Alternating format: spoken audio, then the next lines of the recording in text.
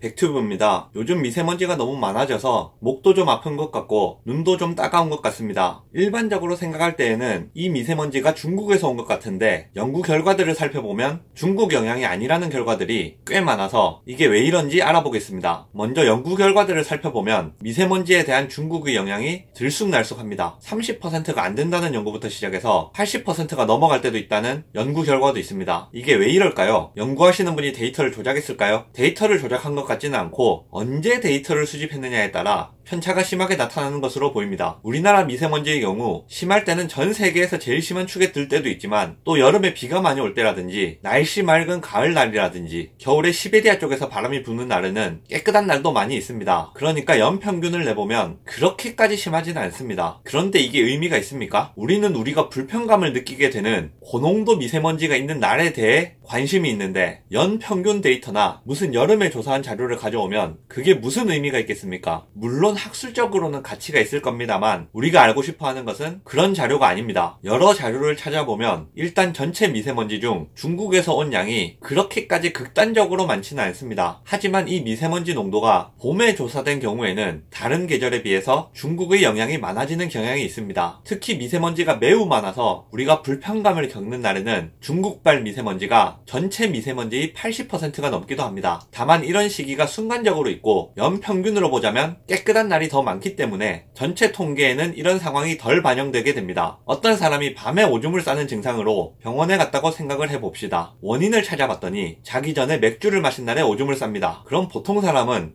이 사람은 맥주를 마시면 오줌을 싸는구나 생각을 할 겁니다. 그런데 여기에다 대고 이 사람이 이번 주에 섭취한 수분이 20리터인데 그 중에 맥주가 5리터밖에 안 되니까 평소에 수분을 덜 마셔야 한다는 주장을 하거나 이 사람이 1년간 섭취하는 전체 수분 중 15%만 맥주니까 맥주의 영향은 크지 않다는 주장을 하면 이 사람이 왜 오줌을 싸는지에 대한 대답이 되지 않겠죠. 물론 틀린 말은 아니고 다 맞는 말인데 우리가 궁금해하는 내용과는 상관이 없는 내용입니다. 지금 궁금한 사실은 지금 미세먼지가 왜 이렇게 많냐는 건데 연평균 데이터나 맑은 날에 조사한 것을 가져오면 아무런 의미가 없습니다.